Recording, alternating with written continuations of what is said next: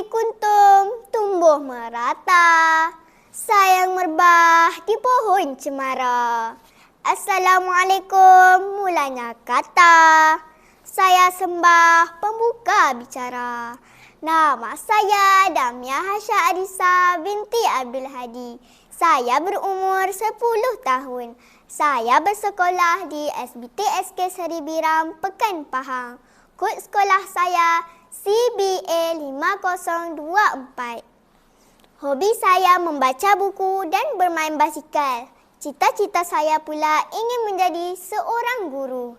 Dalam video ini, saya berasa amat teruja untuk kongsikan mengenai sebuah cerita yang bertajuk Susu untuk Raja Rimba. Buku ini hasil karya penulis wanita yang bernama Ainun Marjah binti Isa.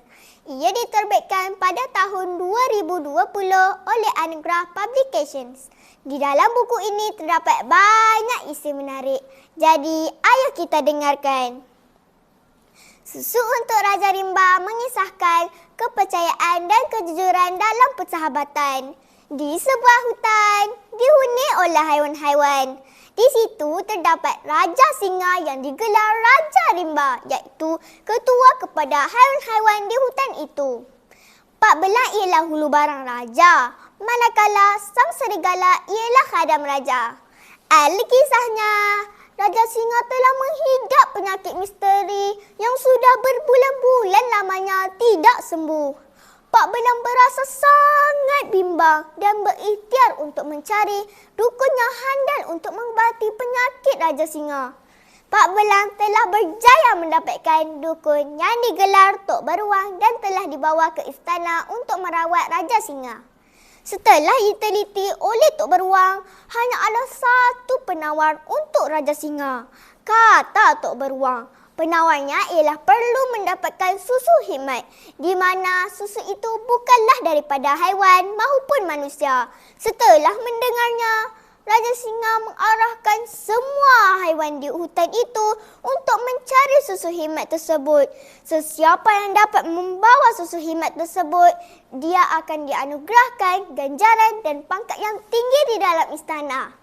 Hari demi hari, minggu berganti minggu, susu hikmat masih belum diperolehi. Suatu petang, sang monyet telah membawa susu ke istana untuk diberikan kepada Raja Singa. Tetapi telah dirampas oleh Pak Belang dan sang serigala. Pak Belang dan sang serigala telah berpakat untuk menikam belakang sahabatnya Raja Singa dengan mengambil alih kedudukan Raja Singa.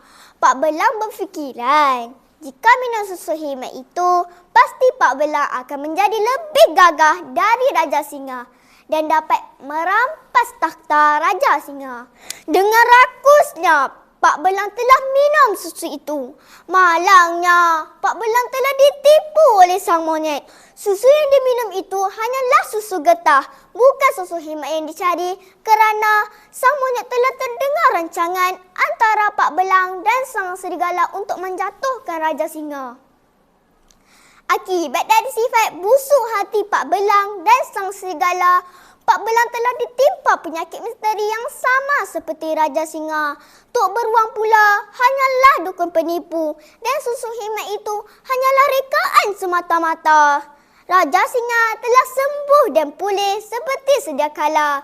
Kerana rupanya Raja Singa hanyalah Allah kepada makanan yang berunsur sayur-sayuran setelah ditukar tukang masak istana. Pengajaran dari kisah Susu untuk Raja Rimba, janganlah mengkhianati sahabat untuk terus menjaga hubungan persahabatan. Kita juga perlu jujur dan tidak bersifat hasad dengki untuk sebuah kepercayaan. Itu saja kisah cerita dari saya.